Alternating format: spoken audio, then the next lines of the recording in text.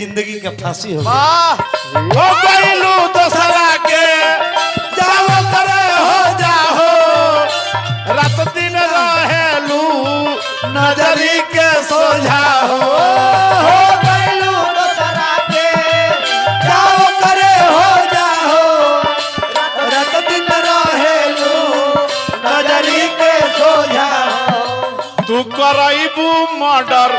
या की मर्डर करे आवेलू तू करईबू मर्डर